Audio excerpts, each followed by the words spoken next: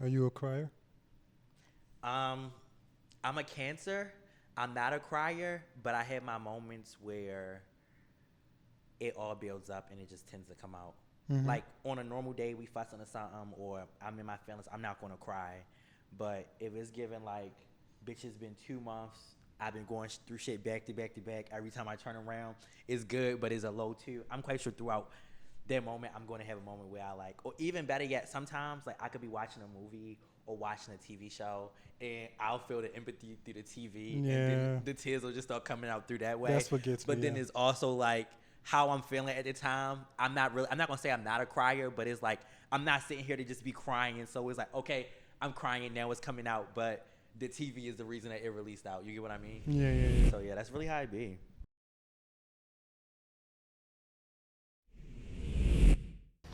So we're here at the venue. Here we go. And Miles just finished sound check, and I'm fucking sleepy.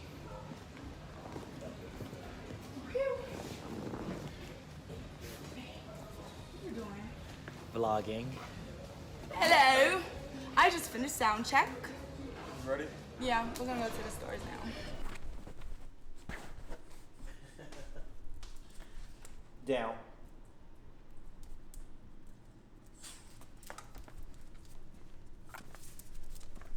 No matter what's going on in your life, what's something that always seems to put a smile on your face? It's so crazy you ask me this, but no matter what's going on, Yeah, as long as I got weed and my house, I'm fine. I feel that. I feel like with shelter, like my house is like my sanctuary, my luxury. Like everything else could be going wrong. Everybody could be mad at me, but if my bills paid and I got a house and I can smoke, I'm fine. Yeah, Like, you know, I'll stay here all day until the feeling gets over. But as long as I got my crib, I feel like I it's a feel safe that. haven. So I feel like a lot of people feel that way. You know. especially in LA, because I got my very first apartment 3 years ago. I've been in LA now for 5 years, so that was my third year in LA. I went from like roommates to just figuring shit out to not having my own space to sleeping on French couches, all that, to finally getting a studio apartment, and it just felt like a sanctuary, a haven. Then the pandemic hit, Yeah, so I'm in the studio. I'm like, damn, it's small, but I'm still appreciating it. And at the same time, it's my first crib. After the year after the pandemic, you're like, you know what? I'm gonna move. I want a bigger space, and I just love it in here. hmm Yeah, it's like, that's so magical though.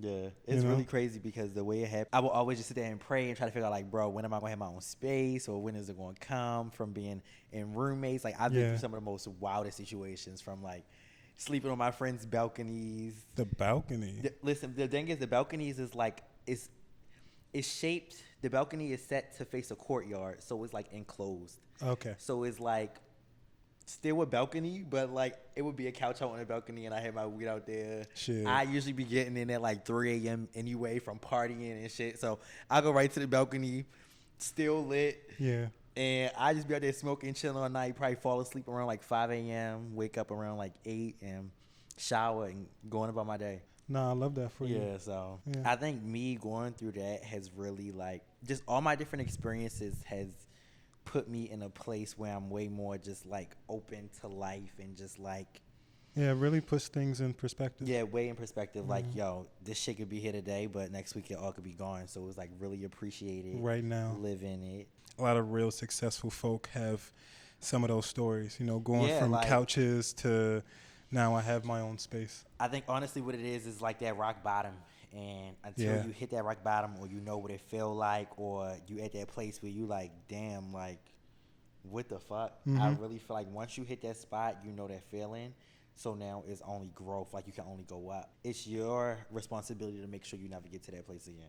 I also feel like it's a luxury to hit that rock bottom early. Bro, let me tell you something. It's so crazy you say this. Yeah. I was thinking about that. Like, I'm so blessed that I went through what I went through 3 years ago when I was just getting to LA. At the time, in my head, I'm thinking like, damn, why am I going through this? Why is it so hard? Why can't I just get a place out here in LA yet? Me not realizing all my experiences literally just maneuvered me to how to have my own spot, how Yeah. to pay bills, how to live. Mhm. If I would have just moved right here and I had this spot, You this would've- shit would have been you gone. would've I would crumbled, have yeah. crumbled it and I would have Yeah, lost that you shit. would've fumbled it. I literally. So the fact that like I didn't have passive incomes, when I first moved here, makeup wasn't steady as it is now, so I didn't have all that to look forward to. But I'm like, okay, I want this 2-story loft. Yeah. So the fact that I had to put in the work, everything behind it, and now that I got it, it's like, okay, it's a blessing. I'm very appreciative. No, yeah, because I know some folks will be on a roll soon as they come out the gate, and then when they hit the ceiling and they're like, oh my goodness, this shit actually hurts, and they start tumbling down, they don't know So how let me to tell get you, back up. boom. I've hit rock bottom a couple times and I've hit high a couple times. And I can honestly say, just from growth and experience in life, Yeah. like I've given myself grace. Like Please. one thing I've learned is none of us been here before. So every day is like a learning experience for me. And I be telling my dude that, like, bro, like if you don't know it today, it's like it's not like you've been here before to know life or to know how to maneuver or how to. So when shit don't work out or either I fail at something, I learned the only way to really grow is to keep going. Like, it's so many times I failed at something I could have just been like, bro, this not for me. I could let it go. But then I think about it and be like, bro, if I just stop here, I'll never know, like, what possibly could be or what it could be or what could come out of this. So all those rock bottoms literally pushed me to keep going. And now I'm in this space. Now, if I hit rock bottom now, I'm not going to call it a rock bottom. I do have my days where shit is not everything where it's supposed to be, but it's not a rock bottom like I was before because I have a house, I have a roof, I have, like, I'm constantly blessed. Shaving my face is usually just be like all this leftover skin and debris right there.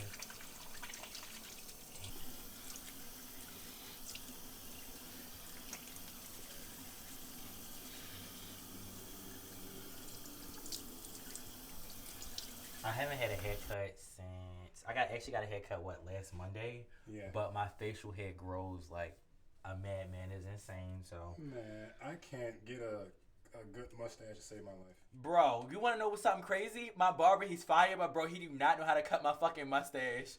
So every time it starts growing back, it grows back looking like this, which is insane. Jesus. But basically, this is basically a little something I do to just, you know, pick me up, get me back in the vibe. I'll just take it and go across the sides of my skin, and what it's doing is pulling off the dead skin, but it's also pulling down the little hair follicles. So what I call it is like a mini shape up to just get me through the week until I go to the barbershop. Tell me what I didn't even know this existed. Bro, a lot of people don't know this type of stuff exists because this is all skincare. So men not really, I'm not going to say not into skincare, but also this isn't what this is supposed to be used for. Like, I use this for me for, like, this is my way of doing it. You get what I mean? Yeah. So, yeah, I dermaplane the top parts of my beard, just where the hair starts growing. And then I'll go in and try to shape up my mustache myself and try to get the little stringy hairs that be there. Once I get right here, I just take my brush through. You can see it cleaned up a little bit more. So then I go back through just one more time and then try to get this area and this area. Clean here.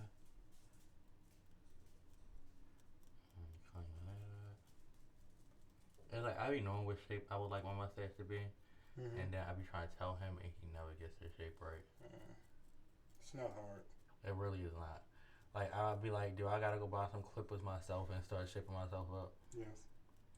So boom, my hip right here. The moments when you feel your lowest, how do you reassure yourself that you're enough?